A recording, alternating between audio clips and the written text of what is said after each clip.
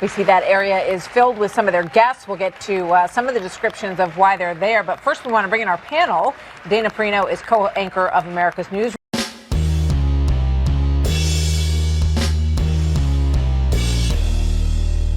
How's everybody doing? My name is Anthony Brian Logan, and today I bring you a recap of the 2023 State of the Union address by President Joe Biden in front of a joint session of Congress. Now, this was not a very good speech. It was about 70, 80 minutes. He focused on the economy and a few key leftist issues. Of course, he got quite a bit of kickback, a lot of boos and jeers and whatnot from the audience, which ain't nothing new. That always happens, but that's pretty much what that was. The rebuttal from Sir Huckabee Sanders was very good. And if you want to see his full speech for some reason, or hers, or anything else, I'll link to everything in the description box. But because we have limited time, I'm going to jump straight into the videos. And what you saw at the very beginning of this video was Kamala Harris's husband, Doug Emhoff, and Joe Biden's wife, Jill Biden, kissing on the lips. Now, some are going to say, well, hey, ABO, that's not really a big deal. It's just a greeting. People do it all the time. I don't know about that. I mean, I don't know. Like, can I just go kiss your wife? Just, hey, Miss X, Y, and Z, let me kiss you on the lips. I think that's very inappropriate. It was really weird, but that's that. And I'll move right along from there. One thing I noticed about this particular speech is just how old everyone is. I'll let this play here. Minority Leader, I think this time you have a slightly bigger majority, Mr. Leader. You're the majority leader. About that much bigger. So he was acknowledging Chuck Schumer right there. And I was just, at that moment, I was like, same thing as Graham Allen. Like, these people are old. Nothing against somebody that's old or elderly or whatever the proper term is. But it's like, okay, people like 70, 80, 90, 100 years old in Congress. It's like, come on, man. At a certain point, can we get age limits? I think that'd be a good idea. And a big part of the early speech was focusing on like senior issues. And I understand because it's probably people that people that are in office went to high school with, vote for him every time.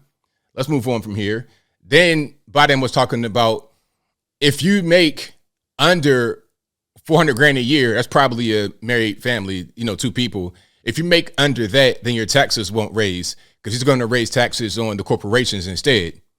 Let me be crystal clear. I said at the very beginning, under my plans, as long as I'm president, nobody earning less than $400,000 will pay an additional penny in taxes. Nobody, not one penny. And shout out to Kevin McCarthy right here. Of course, he's Speaker of the House, so he has the seat that Nancy Pelosi had for a long time. And of course, that's your VP, Kamala Harris. But Kevin McCarthy was stone-faced throughout a lot of this, not really showing too much emotion, not standing up and clapping. Very good on that, just from the optics point of view. But Biden was talking about raising taxes on corporations, talking about, they got to pay their fair share. But if you raise corporation taxes, all they're going to do is pass that down to the consumer to keep their prices low and to remain competitive with other corporations so they don't go out of business. All you're going to do is just make the average person pay more. You're talking about the inflation is under control. This is inflationary in itself. So it doesn't make much sense, but let's keep on going here. Here's a part of the speech where a lot of the Republican members of the crowd got up and booed. You see Marjorie Taylor Greene right there in a nice white fur collar. She was calling him a liar over and over. Let's check it out. Instead of making the wealthy pay their fair share, some Republicans want Medicare and Social Security to sunset. I'm not saying it's a majority. Let me give you, anybody who doubts it, contact my office. I'll give you a copy. I'll give you a copy of the proposal. That means Congress doesn't vote. Well, I'm glad to see you. No, I tell you, I enjoy conversion. You enjoy conversion? What does that mean? Conversation? Conversing? What are we trying to say here? And there was quite a few moments during the speech where he would just completely not pronounce a word properly, or he would slur or stutter his way through it, and people would still clap like they understood what he said. It means if Congress doesn't keep the programs the way they are, they'd go away. Other Republicans say, I'm not saying it's a majority of you. I don't even think it's even a significant. but it's being proposed by individuals. I'm not polite. Basically, they're saying, yo, name some names. You put some names in that. If you want to call us out, say who it is, and let's talk about it for real. Not naming them, but it's being proposed by some of you. Look, folks, the idea is... There were quite a few lies that were told throughout the speech. We're going to keep on moving here because we got limited time. Here's an example, I think, of maybe him not saying a word all the way through. Make no mistake, if you try anything to raise the cost of prescription drugs, I will veto it. Now, he just totally bumbled his way through. I think he was trying to say prescription drugs. But what did he actually say? Let's hear that one more time. Anything to raise the cost of prescription drugs, I will veto it. And they get up in the plot like he didn't just say what he said. This is pretty embarrassing. We keep on moving. There was one moment where they brought out Tyre Nichols' parents. They were in the audience. And they're talking about having to, quote unquote, talk with your kids about how to deal with police and because you're black, all that kind of stuff. That whole thing is so overblown. I hate the racial issues that get brought up because a lot of times it's not even really real. It's overblown and it's just a way to try and score political points. It's a political football. Most of us in here have never had to have the talk that brown and black parents have had to have with their children. Bo, Hunter, Ashley, my children. I never had to have the talk with them. And one more thing, he got his kids' names right, but I think he called Tyre Nichols the wrong thing. I didn't quite catch it during the actual speech, but I heard he called him Tyre Memphis, Tyler Nichols, Tyler Memphis. I never had to tell them if a police officer pulls you over, turn your interior lights on right away. Don't reach for your license. Keep your hands on the steering wheel. Imagine having to worry like that every single. You know what? If you did talk to your boys about how to do with law enforcement and how to just, do the right thing, maybe you wouldn't have this big crackhead out there causing the wreck over in Ukraine and Moldova and China and Russia. But different story. I digress. Let's keep on rocking. Okay, I think that's the main thing they're talking about, the whole liar situation. Oh, and then there was a situation where I think this man right here, maybe one of his children or somebody else had passed away as a result of fentanyl. And he's talking about trying to cut down on fentanyl coming into the country, but the border's wide open. So you got something that kind of contradicts here. He told us he wants to start a journey toward American recovery. Doug, we're with you. Fentanyl is killing more than 70,000 Americans a year. Order. You got it.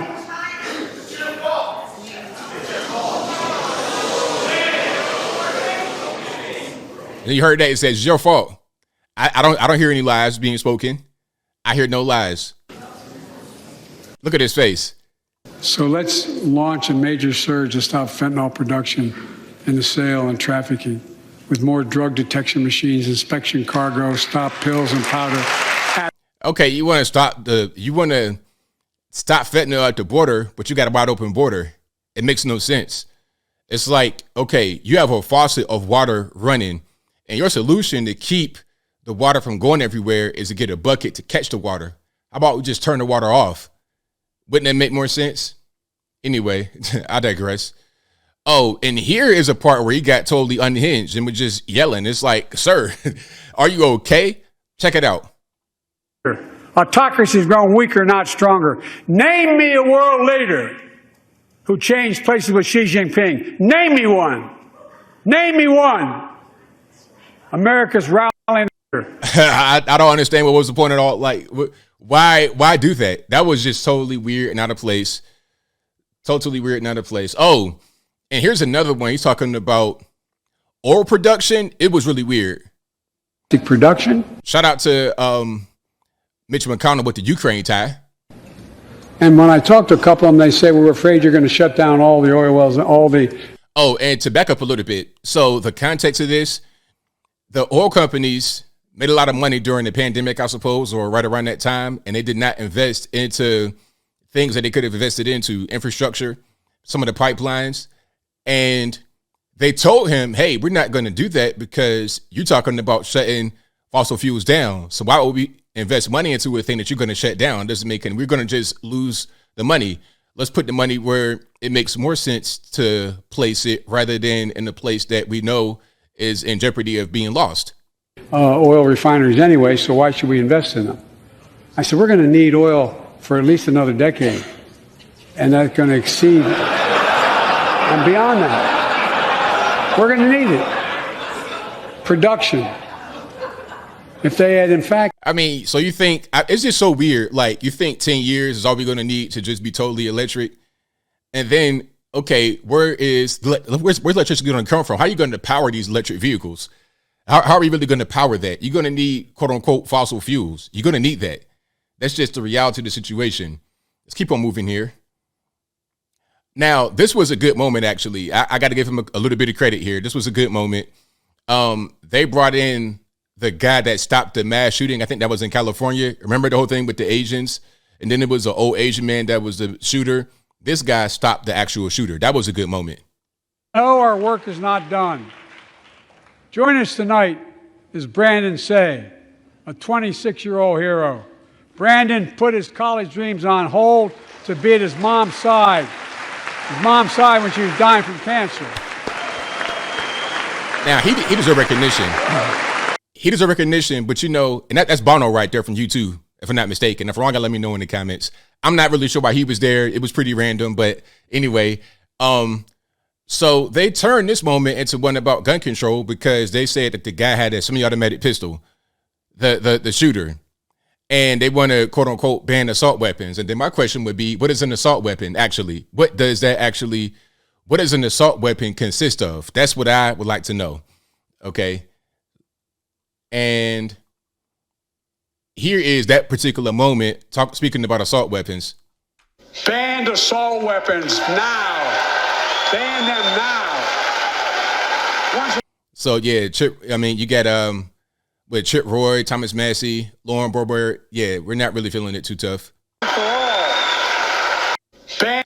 Because that's not really a real thing, you know, and they'll send little dog whistles. Oh, he had a semi-automatic pistol. And then at the same time, you say ban assault weapon. So you say that anything semi-automatic is an assault weapon, when in reality, 90% of the guns that are on the market in people's homes are semi-automatic. Anything magazine fed, rack slide, or you charge it, or rifle, that's semi-automatic. Anything magazine fed. If you shoot one time and the bullet automatically reloads into the chamber, that's semi-automatic. So you want to pretty much ban everything. All right. And let's see if we have anything else. Oh, that was the whole thing about the liar. There's quite a few more clips here. Oh, speaking about inflation, I think I'll play this clip and then I'll put the rest in the description. But inflation was a big thing. The economy was a big thing during the speech. And he was not very successful in being able to convince people, in my opinion, that inflation is not really a problem. Disrupted our supply chains, and Putin's unfair and brutal war in Ukraine disrupted energy supplies as well as food supplies, blocking all that grain in Ukraine. But we're better positioned than any country on earth right now. But we have more to do. But here at home, inflation is coming down. Here at home, gas prices are down $1.50 from their peak. Food inflation is coming down, not fast enough, but coming down. Inflation has fallen every month for the last 6 months, while take-home pay has gone up. Additionally, over the last 2 years, a record 10 million Americans applied to start new businesses. 10 million. Yeah, not very convincing at all. Not a very convincing talk. And here is Sarah Huckabee Sanders with a rebuttal. I'll play some of this. This was very, very good. She was even keeled throughout the entire thing. She was not dehydrated, smacking her lips and whatnot, like a lot of times they are on these rebuttals. This was very good. Let's play a little bit of this, and then that'll pretty much wrap it on up with the bow in it. And while you reap the consequences of their failures, the Biden administration seems more interested in woke fantasies than the hard reality Americans face every day. Most Americans simply want to live their lives in freedom and peace. But we are under attack in a left-wing culture war we didn't start and never wanted to fight. Every day we are told we must partake in their rituals, salute their flags, and worship their false idols. All while big government colludes with big tech to strip away the most American thing there is, your freedom of speech. That's not normal. It's crazy, and it's wrong. So that was a very good talk. You know, her main thing was talking about how extreme the left has become. And I think this is a good counteraction to the whole MAGA Republican thing that the left wants to do right now. It's like, what about these drag queen story time and gender reaffirming at 5 years old? Like, that's crazy. That's ridiculous. Okay, you could be a liberal or whatever, but I mean, at a certain point, you're just completely far out there in the weeds. You're not really connected to reality. But I think that'll pretty much wrap it up. As I close, I want to say this. Shout out to all the Republicans for being very vocal during this talk. And Sarah Huckabee Sanders for her rebuttal. Joe Biden, not a very good speech, sir. You're not very convincing about what you want to do. It was interesting. Certain moments kind of gave you a Trump 2016 feel, talking about, oh, we want to have things made in America, not relying upon foreign herbs. It was weird. It was really weird. You want to try to appeal to the middle, but I was able to see right through it. Maybe some normals would be able to buy into it, but I'm not really sure that's going to be the case. I think that he's still in the same position that he was in before, as far as his likability and poll numbers. That probably won't budge at all after this particular speech, but I think I'll leave that right there for now. And what say you? What are your thoughts on the 2023 State of the Union address? Was it a good speech, bad speech, somewhere in between? You didn't really care? Did you watch it? Did you see any of the clips? How about that kiss between the president's wife and the vice president's husband? Whatever your thoughts are, let me know in the comments below. You guys pretty much know where I'm at. That wasn't a good speech at all.